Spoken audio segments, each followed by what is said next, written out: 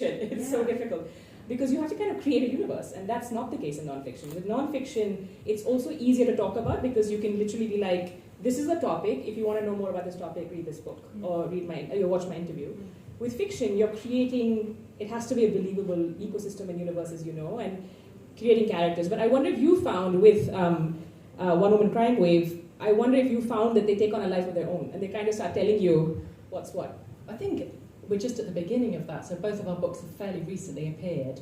But I realise that we're both deflecting the limelight somewhat, but I'm just going to get there first. Introduce us to the other sister, okay, please. I'm going to say that I find it much harder to talk about the fiction than the non-fiction, so that's my caveat. I'm taking tips here, by the way. But I'm buoyed by a really wonderful review that's come out in Scroll this past week, so I'm like feeling a little bit more validated. So The Other Sister is a story about a group of friends. The main character is someone named Maya, who's a millennial who decides to perform on social media, which is one of the big themes of this book, and I think of all of our lives. She decides to post that she's going to, essentially she wants to go offline, and she feels the need to kind of post this, and then ghosts all of her friends. And it's kind of that journey of what's going on with the friends, what's happening with her. There's a whole sort of backstory that I take you through of Maya's. There's elements of generational trauma, superstition, her own family drama. And it's, for me, about many things, but the Stroll review says it's about the unbearable emptiness of living only virtually. So I would say that's a good line, isn't it? What about you? I think they really looked into the heart of the book there, and congratulations on that fantastic review. So One Woman Crime Wave, similarly, like The Other Sister, has a protagonist who is a young woman. She's younger than Maya. Her name is Ashley. She's a 15-year-old teenager living in London. And she's had a very challenging life. I'm from a part of London, I live now in a part of London called Camden, which has very high rates of poverty and very high rates of wealth. And I know also, having lived in Delhi, that, nobody anywhere is a stranger to very rich people living in very close proximity to very, very, very poor people. And the discomfort that engenders, those excruciating moments, like any traffic light that you pull up to in Delhi, when you look at the window and see who's there, that moment of discomfort is a moment that I'm fascinated in, and it's a moment that permeates most of our lives. But this is a driver for Ashley, the uncomfortableness. The inspiration for the book itself, and the reason that I wanted to try out fiction, came directly from I'm from Yorkshire originally, and it takes inspiration from a work by a massive writer called J.B. Priestley, who wrote a work of theatre in the 1940s called An Inspector Calls. Some people are nodding, because it's one of those works that English kids all read it at secondary school. It's one of the things that you go through. I read it at school, my kids read it at school, my hairdresser read it at school. It's one of those texts, it's just a foundational text. It's very radical in nature. J.B. Priestley was a radical. He was a contemporary of George Orwell. George Orwell, actually, George Orwell's on my mind because I'm talking about George Orwell's wife later this week. So Eileen O'Shaughnessy, talking about her later this week at Jaipur, side thought. But George Orwell snaked J.B. Priestley out in his list of suspected communists that was given to the British. Yes. So I don't forgive George Orwell for that, because J.B. Priestley was a mighty, mighty figure in the arena of political writing. And he used fiction and he used theatre. He used all of his writing, and he was a great presence on radio as well. He had a regular radio show that reached audiences of 18 million, only beaten by some guy called Churchill. So he was huge. He was huge in the 1940s. And this work is very much his legacy, and it has one defining theme. That theme is, we are not individuals, we are part of a greater whole, that we are responsible for each other. We are responsible for one another. And it speaks again to this theme of isolation. So these were the politics that were sort of very much in the back of my mind as I began writing. That's fascinating. And do you want to tell us a little bit about how we follow Ashley's journey and this sort of like this beautiful redemptive arc as well? We won't give away any of the ending or any spoilers, but we meet Ashley because she's someone who's babysitting for the sort of rich and famous in her neighborhood. Yes. And she gives us that kind of bird's eye view into all of the cattiness. Anyone who's thinking of like South Delhi aunties, and I feel like this is a book that's going to speak to a lot of us as well. Yeah. I like to have a little stab at the dinner party progressives and people that think they're really, really liberal and amazing and tolerant, but they're actually kind of not. I mean, nobody thinks they're racist. No one ever thinks they're an intolerant person, right? So there is some sort of gazing right into the heart of that. But with Ashley, she's really badly behaved. Like, she's not easily a sympathetic character to start with. I'll give you a little example. So to sort of take you on a journey. Imagine you go into somebody's house. You go into somebody's house that you know, and you think, oh, I'll go to the bathroom. You go to the bathroom, you lock the door. You go to the toilet, wash your hands. You look in the mirror, and the mirror is a cupboard. Do you open the cupboard for a little look inside? Yeah, see, so many people say no. That's So like come on. No, we don't open the cupboard. I'm not going to tell. We open the cupboard. No, we don't open the cupboard. You have a little look inside. Ooh, what have they got? Some basic stuff, shaving, maybe shampoo. At the back there's a little box. It's medication. Do you look inside that? Do you read the label? Does it change the way you feel about the person whose house you're in? Does it change what you know about them? Maybe there's a little unlabeled brown bottle. You open it. Do you have a little sniff, maybe? Maybe no? Nobody's with me now. Okay, Nobody's inviting me home after this. I can tell you guys. Your house. But that kind of slightly sordid curiosity that I think is globally human, although everyone here is very, very ethical. I think I wanted to just push that to its limits. And it does arrive at some fairly disgusting and visceral points. And someone actually commented to me, why is it a little bit disgusting? And I said, if you think that's disgusting, wait until you meet middle-class competitive parenting. That's what I find disgusting. And the sort of advantage and privilege and all of these things that the book tackles. Yeah, and the way they talk about her when she's not there, or the way they accuse... I did want to talk about Samina in a little bit also, yes. The way that I think racism, and I think many of us here will feel the resonance when we think about how classist we can be, or when we hear conversations, and especially with sort of family and relatives, and especially an older generation may not be twigging onto like what they're saying. Like there's not always that consciousness of, like you said, everyone thinks they're a good person, but have very strong biases that come out in these offhand conversations, or when you let someone into your house, right? So that is, pretty telling. I think it's going to resonate with a lot of people in India as well. But again, not inviting you to my house. Unless it's sanitized completely. It was going so well. So let's look at the theme of isolation, that fantastic review quote from Scroll, and how our lives, our online lives, have wreaked damage on our psyche. And I think particularly this is the case for young people. Can you talk a little bit more around that and how that manifests in the book? Yeah, thank you. I think that I should give everyone a disclaimer. I worked at the company known as Twitter for about 5 years. This has nothing to do with that. But it's really interesting to me how we all tend to curate not just our reading lists, sort of recommendation lists online, but we started curating our own personalities online, right? So it's no surprise to anyone in a sort of younger age group. In a story that I was doing for the Health Collective, were very clear to me that on Instagram you're not supposed to put candidates. This was like 6-7 years ago. They're like, don't be ridiculous. You cannot post candidates. Everything is kind of very aesthetic, and there's a sort of language and a social etiquette. And I thought that taking this a step further, I had a conversation with my younger brother who told me this interesting theory, like sort of the Japanese folklore has, which is about 3 masks that we tend to have. A mask that so for right now there's a mask we have. Thank you for nodding. We have a mask in public that we show the public. So we and I here are sitting, we're kind of performing, we're kind of talking to each other, but there's a public facing kind of gaze, right? And then there's a mask you only have for your friends and family. So that's a little bit more private. And then there's a third mask that's just for yourself that often you don't take out. And I was thinking, how does this now intersect with what we're doing on social media? And it's not just that we're letting our recommendations come from each other or be dictated by an algorithm or by these different platforms, but often we're also allowing our opinions. Like there are times that even I'm like, oh my God, the news is so depressing. Like, how do I feel about that? And I'll go online and start looking, and I'll be like, oh yeah, I'm pissed off now. Yes. So we've started curating our own opinions. Does anyone come offline feeling better about the world ever? I don't think it ever happens. But it fascinates me that we've become so performative, we're not really reflecting on what that impact has on us. And it's certainly like our age group. So I am that South Delhi auntie I speak of, but also with younger people, because at least we have luckily had and some of you might, feel the same way. We grew up at a time where you could make your mistakes, learn from them, and no one really outside your own circle was the wiser, right? Like you were not cancelled for doing something stupid or making a bad choice.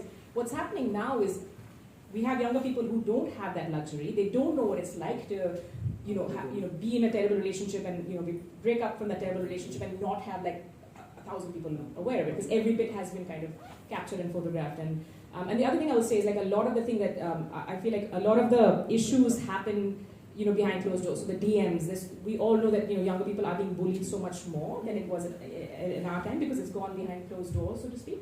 So what does this do to someone who's already a little bit, and they're millennials, so they're a little bit older, but what does that do to you as you're trying to live your life and make your, find out who you are? And I think that age group of like 20 to 30 is so critical. Even younger, like Ashley and her friends, finding out who you are without actually pandering to, the majority. That brings it to actually a really beautiful part of, and this is a theme in both the books, and you use the term tribe. Yes.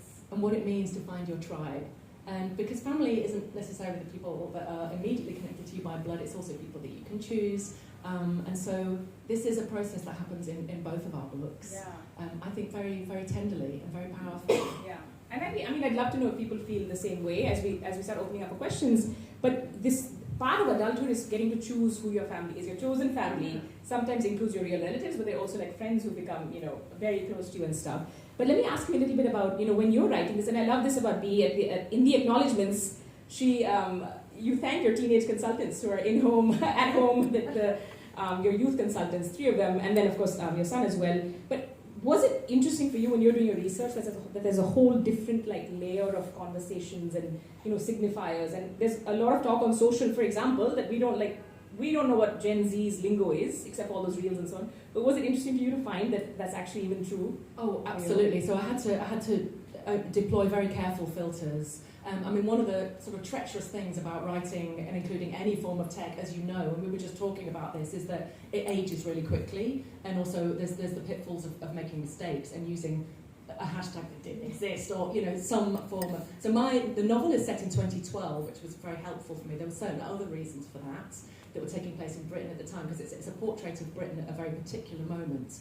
J.B. Priestley was very fond of looking backwards in time at junctions where things could have gone one way or the other way, and critical junctions, and imagining. So he wrote just before the Second World War about what happens just before the First World War, thinking what could have gone differently.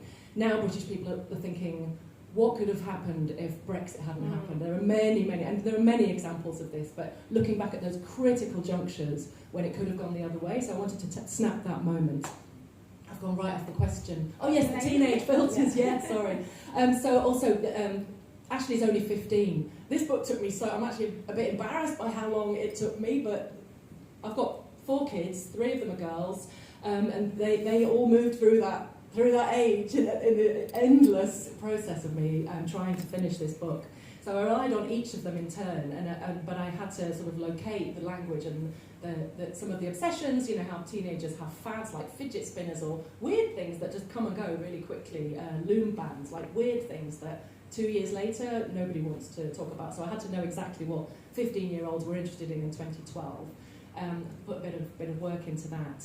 But more than that, I think there's a sort of, and this is timeless, I think particularly young women have a kind of, almost like an incandescent power. The fury that Ashley feels, I felt as a young woman, and I wasn't entirely sure why. It was like an inchoate rage, and I felt that it gave me a certain energy, and I think that teenage girls are more powerful than they know. There's a sort of a vulnerability and a power at the same time, and I find that immensely compelling. And I wanted to look at how, and Ashley thinks increasingly, one of the threads is her increasing awareness of power. What power she has and what power she doesn't have, and who has power and why. And this is a theme for her. Yeah. So that was definitely one of the themes I wanted to look at. And you've also picked up on this, that as a young woman, we have to be strong. I can't say we anymore because I'm not a young woman anymore. But the strength is kind of pulled out of you. It's necessary, but it's also already there. And it's there in Maya too. Yeah, and I think what's interesting to me is like when we're reading, we found some parallels in these, right? Like there was the fact that both of our main characters also had people in their lives who were rooting for them. They just didn't necessarily know it. Like they didn't see it until much later. And I think that's true for many of us. So when we was talking about this reference to tribe, Maya has a very dysfunctional childhood, a very unconventional, sort of coming of age, and the story just gets weirder from there. But it takes a while. It takes her a beat to realize that there are people in her life who have been constant. Like she thinks of one, which is her aunt, but there are people in her life who have been constantly sort of loving and being there for her no matter what, and no matter how weird she gets.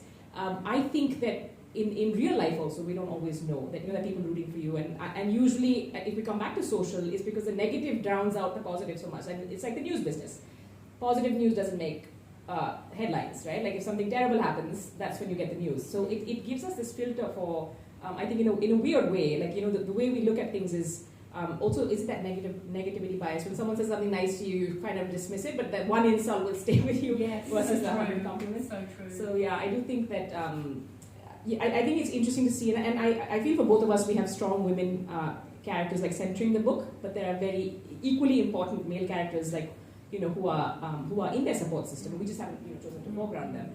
But yeah, it's been quite an interesting journey. I feel like for me also, like by the way, I mean, it took me close to a decade, guys, to finish this book. I don't have kids. I have a dog. A pandemic puppy, so I can't even blame the dog. But my whole book had to change because of the pandemic. So I had started this right after my last novel. So back in 2015, in 2017, and I write about this, it's sort of one of the reasons that sort of grief plays a role in the book. I lost my father in 2017. But that was a year I'm like, I'm done with this book, I'm sending it out, and my editors were like, no, you're not done, sorry, it's not ready. Then the pandemic hit, and I'm like, Jesus, like because isolation had such a different connotation before the pandemic. All of a sudden, we all knew what isolation was like, and I had to change the whole story. And then redeem some characters, and I think it's better for the time, but I do feel like it's okay for, I don't know how many, by the way, it might be a good time for a show of hands, how many of you are writing, or are journalists, or are interested in writing at some point? The edit process. So we were just talking about this with Amrita, who has a book coming out in March, everybody, just give a little wave, about environment, climate change, so keep your eyes out for that. And we were talking / complaining about that editing process, and we've both grumbled that it took us 10 years. I have a particular hatred for people who can write a book in 6 months. What's wrong with them? Clearly, their lives are way too kind of singular purpose. And I've had to kind of direct my thinking towards the possibility that perhaps taking ages is a good thing. Yeah. And, I'm never going to say that the pandemic was a good thing, but being forced back into a story actually is. It's painful, but it's really good. I came back to this so many times, chucked it out the window so many times, and I think that process is invaluable. And I do enjoy the edits. I think I've learnt to enjoy the edits. No, I don't enjoy the edits. Because it can just go on forever. Like the 12th version is when I'm just like, that's it, I'm done. I just don't. And the problem is, for all of you who are writing, please never save your files as final. It's like an invitation to the universe to be like, well, no, final 12x. Yeah. But by the way, you're going to hate me because the non-fiction books we really like churned out very quickly, because the pandemic was when mental health was really coming into the mainstream. So we had to so we did a couple of books very quickly. I think it was like 2 in 2 years. So yeah, I had that. I'm just saying, non-fiction. Do you want to get a sense of questions from the audience? Or how do yes. Does anyone have questions on? Everything's always in a state of flux, right? And we as humans are works in progress, you're absolutely right. But there's something so satisfying about getting a sentence and just tightening it. I'm a big fan of that. And that's come from journalism. I like to take out the adjectives and take out the adverbs. I hate those guys. If you're not earning your keep, get out. So I will return again and again and again to a text, and I think that's always an improvement. Yeah. And I think to your point, we're not the same, but I found that actually that 6 months when you come back, or a year later, like it actually gives you that time, like because you do need a different lens to edit. So when I have friends who ask for advice, which is like the worst thing to ask a writer anyway, but it's really hard. I find like it's harder to be the person who's writing and editing as they go, because you can then get stuck on that first page forever. I think it's actually good to just get that first draft out with a few edits. Obviously, that's very natural. Get that first draft out and then give it time. You need about 6 months. You need to let it bake, sit. You need to change so that you're not looking at it with that kind of get some distance. Get some distance from it. It's really good. We're both journalists and we worked in news, right? So we're used to deadlines. Yeah. And so things that take a long time are kind of torture, aren't they? This is true. I want the instant gratification of a byline or social media post, right? So there's going to be a reel at some point and we'll be like, yes! There's a brilliant quote by, is it Richard Adams who wrote, help me, the Galaxy, Douglas Adams. Douglas Adams quote, thank you. I love deadlines, I love the whooshing noise they make as they go past me. I love that, yeah. Anyway, sorry, next question. Yeah, I think I'm just thinking out loud. It's not exactly a question, it's more of a curiosity. But B, when you were talking about your book and you're talking about your protagonist and you're talking about the class difference and how she's experiencing it, and then she has questions and she's, I believe, yeah, so that's what you're talking about. I couldn't stop thinking about White Tiger because that's also the most dominant theme in that book, right? So I kind of wanted to understand if your protagonist also, firstly, to what class does she belong to? Because the perception and the observation and the reaction is going to be very different accordingly based on what class she belongs to. Because White Tiger is a story of this aspirational boy, right? So, depending on what class your character comes from, her reactions are going to be very different. Of course, her being a girl is going to have its own flavor to it. The struggles will then have a different take. But again, the class doesn't have like a... Yeah, thank you. What's your name? Namita. Namita, thank you, Namita. Class is absolutely at the heart of this novel. And I'm really glad you mentioned White Tiger. I remember reading that when I very first moved to India. And it... Yes, I don't like to draw comparisons, but I will tell you that British people would probably rather have colorectal surgery without anaesthetic than talk about class. It's so uncomfortable. And I'm also told that here it's exceedingly bad manners and absolutely taboo to talk about caste. So it's the same thing. People get very defensive when required and confronted with class and their relationship to it. And I actually really enjoy that discomfort, and that's exactly where I wanted to be with this book. Ashley is, I would say, of a working class background. Myself, I'm kind of a class tourist. I used to be not posh and now I'm pretty posh. Look at me, I'm at the British Council. This is pretty amazing. So, I consider myself a bit of a tourist in that realm. And I'm fascinated as to why it's so uncomfortable. We can talk about racism. We must talk about racism. We must talk about sexism. Talking about class is just that much harder. Yeah. Why is it harder? Is it harder? Is it harder to pinpoint? Is it harder to change? Is it that people feel targeted when you talk about it? It's really, really hard, and it gets people's backs up. Yes. Thank you, Namita. I've run out of steam there, but I feel like it's also. I think what ends up happening, and one of the blurbs in your book is that you're showing a mirror to society in a really sort of wicked and fun way. Like it's not like you're sitting and giving a lecture. But I'll come back to Samina because I feel like there's this beautiful trope, again, no spoilers, but at one point, she's unfairly accused of something, yes. and everyone just believes it because they're like, of course, this sort of working class, I suppose brown, person of color, Yes. working as a babysitter or whatever, would have been the person to steal something. Do you want to talk a little bit about that? Because that's also something people don't realize they're doing, right? Well, absolutely. Those assumptions are there, and it's set amongst very sort of liberal, middle class, elite sort of Londoners who consider themselves very progressive. But they're the first ones to assume that it wasn't the white girl, that it was the brown girl. Oh, she's a Muslim. Oh, why is she talking that funny language? This sort of underpins, whilst the very same people at dinner parties are being all liberal. They have these sort of inbuilt, I suppose, inherent racist structures that are very hard to challenge. And I didn't want the book to be very, very confronting, but it is somewhat confronting, and I have been assured that I'm never likely to be invited for a dinner party ever again in North London. Or into some households after Or what you just said. No, I'm kidding. I think, but I think this is the thing when we talk about fiction versus non-fiction, and I don't know how many of you again who are writing have heard this. You'll have people who'll be like, I only read fiction, or people more likely to be like, I never read fiction, I only read non-fiction, and it's a bit boring for me because I feel like I've written both, so my friends have no excuses. But I feel like we shouldn't be just restricting ourselves by category. But what I find beautiful about this kind of thing is like social commentary comes out really well in fiction because you're not sitting there giving a lecture from like a podium or a pedestal. You're sort of actually telling a story, and through that people pick up different themes. And once the book is out there, I don't know if you found this as well, I just feel like once the book is out there, your role is done as a writer. Like every reader is going to get something different, especially from the fiction. So you just experienced that with the scroll Yes. of the review, but that is true. And then you find yourself having to catch up and go, oh yes, then this theme that that someone else has found there. Yeah. Are there other things lurking in My Other Sister that may yet emerge? Well, I will tell you, I have a sister. So my mom's first question was like, "Is this about your sister?" And I was like, "It's not autobiographical." I do feel like my first novel. I think every writer's first novel tends to be a little bit more. So my first novel was called Broken News. It was about a news anchor who was burning out. I was at that time a news anchor who was not ostensibly burning out, but all of my colleagues, of course, were like, we want to know who's who in this book. And looking back, I'm like, oh, that's so obvious. Like, I met a senior colleague the other day. I was like, oh, I knew this one was this and this one was this. But with like, and writing, I feel like any other craft, you get better. You know, it's a skill. It's like a muscle you have to keep. You need to work on.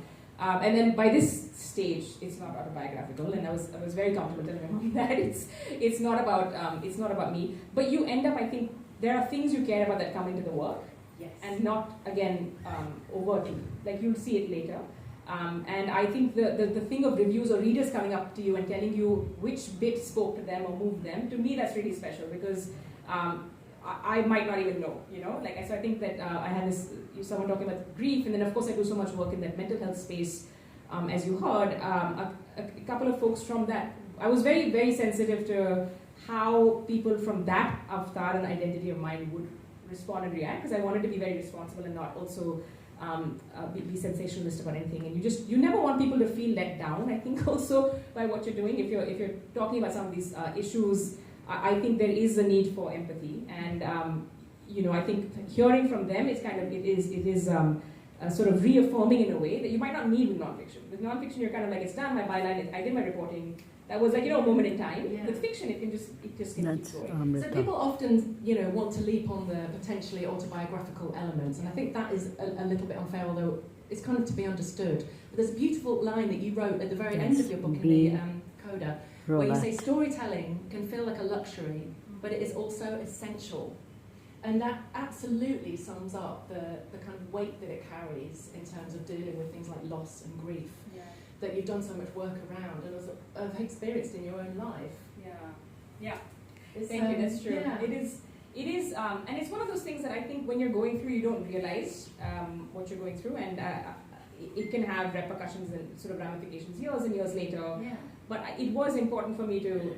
Well, so let me put it this way: it's not that I started out saying this is going to be a treatise on grief or social commentary. Right. But I feel like, and again, those of you writing fiction, it's going to be different for everyone. Sometimes it's a character who will come to you first. For some writers, it's the plot. I'm very envious of those writers who know exactly what's going to happen in the book. We're becoming very judgmental. I know, but it's great if you can have that. But for me, it was very much a character that came to me. And I think in that character's arc, it was very clear she's going to suffer this loss, and it's going to be it's going to leave quite an impact. And then it's only much later, when I was thinking about it, and as I was able to tell you, the narrative we start presenting to people, there's a coherent narrative about our own work. It's kind of like hindsight is 20/20, right? So it's not that this is what's happening, but I realized there were little bits about this relationship that I had with my dad that had kind of crept in, like this kind of the stars and the constellations that she remembers till she has a child, and there are little things like that, and I feel like those are also kind of little Easter eggs for yourself in a way, and that's been pretty beautiful. That was very beautiful and very, very, very touching. It calls to mind that so of course they're not autobiographical, but the things that you really care about, and that's why earlier I described fiction as kind of scratching its way out of you, because there's a sort of need to read it. There are things that you really care about, things that you sort of need to write about, and this is when I think about other works of literature that I love, I feel that they also have come from a similar place. And so there's the great contemporary debate of separating the art from the artist, looking back and judging Byron or whoever we want to judge. Everyone's being judged. I don't mind them being judged at all. But just, to what extent you can separate that out, because I do sense the writer behind the work. I can't help it. Yeah. No, I think you're right, and I feel like, so for example, by the way, I was a Neil Gaiman fan for a long time. As Bea knows, she never liked him, and I am devastated, like a lot of his fans. And I think in this case, I'm like, I don't think it's fair to judge. You can't separate the artist from the art.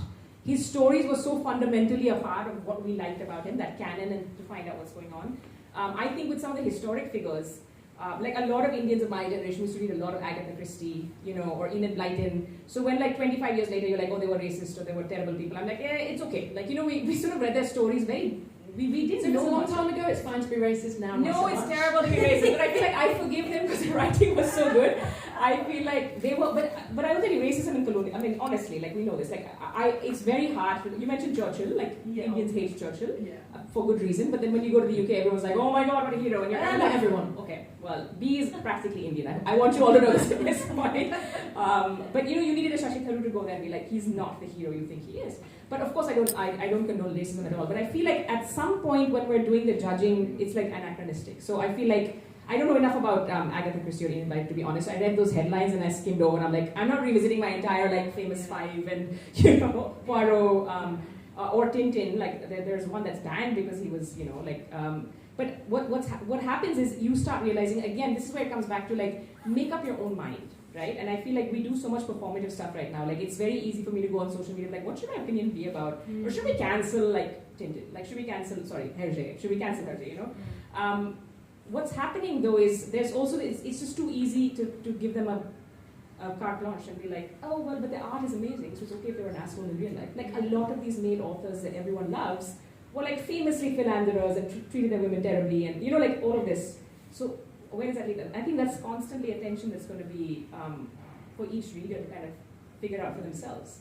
And I really think just don't put anyone on a pedestal. Honestly, it's clear that no one belongs on one. The pedestal is definitely the problem, but let's also not assume that I don't believe in cancelling. I don't actually think it really exists. It's fine to challenge and engage with work critically. That doesn't mean that anyone's cancelled. Their books are still there.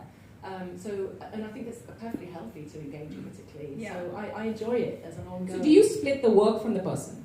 No, I don't. But I wouldn't categorically just stop reading someone. Their work is there, and it's a significant part of the canon that informs other. So people that I really, really love, like Thomas Hardy, was not a great. He wrote great women, but he didn't treat women well in his life, and. It's beginning to sound like, it's fine for my favourite writers, which I can actually see is problematic. Yeah. But I think it's just a process. It's an interrogative process that, as a reader, you should never stop doing. So, expanding your critical engagement with a body of literature, by no means cancelling it. It just gives you a bigger picture. If anything, it enriches the process. The more we know, for example, I've learnt a lot about George Orwell by learning about his wife Eileen O'Shaughnessy. And it has expanded my sense of him as a human being. It doesn't take anything away from his writing, but I think that The Hinterland is very informative, and so engaging with that critically is fine. And I think it's just a bit over the top and hysterical to go, oh, you're cancelling everybody. That's not what it means. It's just learning more. Why wouldn't you do that? Yeah, I feel like, but it does inform your work. So when I heard that Hemingway was kind of like telling the CIA about his pals that he was drinking with in Cuba or whatever, it really impacted how I read his work at that time. But I don't know if any of you have thoughts about this, or if it changes how you are as a reader or someone who engages with culture. Or you have, I think, 10 minutes to ask us anything else entirely. How long have we got, Anupam? Are we... Okay. Hello. To be right. So talking about this, George Orwell and J.P. Presley. And there is a mention of this Hardy. Thomas Hardy. Thomas Hardy. Mere custodies and all that. Yes. More specifically, are you also into some kind of political writing? For example, Orwell says, I cannot be anything but political. My writings have to be political. For example, the politics of the English language, and of course it talks about journalists being imprisoned in Russia, this and that. They were never heard of after some time, executed or kind of. That's also a part of this thing. And second point is, are you still into journalism or fiction, or both of going hand in hand?